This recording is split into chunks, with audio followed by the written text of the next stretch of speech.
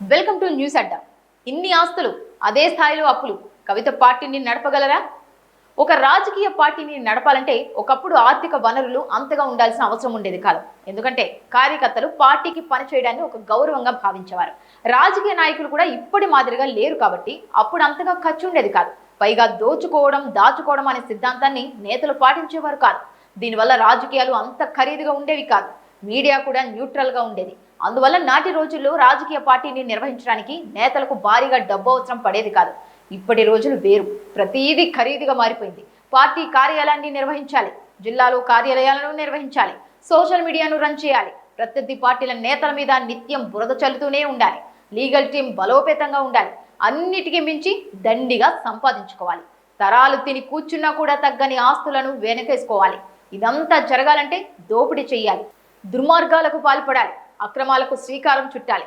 అందువల్లే రాజకీయ నాయకులు అంటే ప్రజల్లో చులకన భావం, మేధావుల్లో హేమైన భావం. తెలంగాణ రాష్ట్రంలో మరో కొత్త రాజకీయ పార్టీ ఏర్పాటైంది. ఈ పార్టీని ఏర్పాటు చేసింది తెలంగాణ మాజీ ముఖ్యమంత్రి కేసీఆర్ కుమార్తె కవిత. తన పార్టీ పేరును ఆమె టీఆర్ఎస్ గా ప్రకటించారు.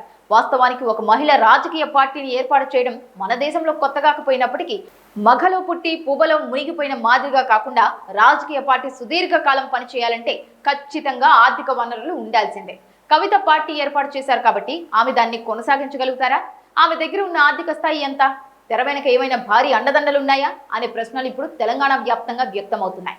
రాజకీయ పార్టీని ఏర్పాటు చేసిన కవిత ఆర్థిక పరిస్థితిని ఒకసారి పరిశీలిస్తే 2021లో ఎమ్మెల్సీ ఎలక్షన్ అఫిడవిట్ లో ఆమె తన పేరు మీద 40 కోట్ల ఆస్తులు ఉన్నాయని ప్రకటించారు. 22 కోట్ల అప్పులు ఉన్నాయని వెల్లడించారు. 2 కిలోల బంగారం, 11 కిలోల వెండి ఉన్నట్టు వెల్లడించారు. 2014 పార్లమెంట్ ఎన్నికల్లో 6 కోట్ల ఆస్తులు, 2019 ఎన్నికల్లో 18 కోట్ల ఆస్తులు, 2020లో ఎమ్మెల్సీ ఎన్నికల్లో 28 కోట్ల ఆస్తులు ఉన్నట్టు కవిత వెల్లడించారు. అయితే ఈ స్థాయి ఆస్తులతో రాజకీయ పార్టీని ఎలా నడుపుతారని విశ్లేషకులు ప్రశ్నిస్తున్నారు. ఆమె పార్టీలో ఆర్థికంగా బలంగా ఉన్న నాయకులు కనిపించడం లేదు. ఆమె చెప్పినట్టుగా గొప్ప గొప్ప నాయకులు పార్టీలో చేరలేదు. ఇప్పటికైతే పార్టీలో పెట్టుబడి పెట్టాల్సింది, నిర్వహణ ఖర్చు చూసుకోవాల్సింది మొత్తం కవితనే. పైగా ఆర్థికంగా కవిత బలంగానే ఉన్నప్పటికీ అధికార పార్టీని, ప్రతిపక్ష పార్టీని ఆమె ఏకకాలంలో విమర్శిస్తున్నారు. అలాంటప్పుడు ఆమెకు ఆర్థికంగా సహాయం చేయడానికి ఎవరు ముందుకొస్తారు? ఒకవేళ వచ్చినా ప్రభుత్వం ఒత్తిడికి వారు తట్టుకుంటారా? ప్రతిపక్షం దూకుడు ముందు నిలబడతారా? వీటిని సమర్థవంతంగా ఎదుర్కొంటేనే కవితకు, ఆమె రాజకీయ పార్టీకి మనుగడ ఉంటుందని విశ్లేషకులు చెబుతున్నారు. పార్టీ ఆవిర్భావ సభను అత్యంత ఘనంగా నిర్వహించారు. తెలంగాణ రాష్ట్రంలో ఉన్న వంటకాలు మొత్తం కార్యకర్తలకు వడ్డించారు. కార్యకర్తలు కూడా భారీగానే వచ్చారు. జన సమీకరణ అనుకున్న దానికంటే ఎక్కువగానే చేశారు. పత్రికలలో భారీగా ప్రకటనలు ఇచ్చారు. ఇవన్నీ చూస్తుంటే కవిత అంత ఈజీగా లేరు. పైగా తను కేసీఆర్ కుమార్తె. అలాంటప్పుడు ఆమె తన పార్టీని గట్టిగానే నిర్వహిస్తారు. కేసీఆర్ కూడా ఎన్నో ఆటుపోట్లు ఎదుర్కొన్నారు. చివరికి పార్టీని బలోపేతం చేసుకున్నారు. కవిత కూడా అలానే ఉంటుందేమో.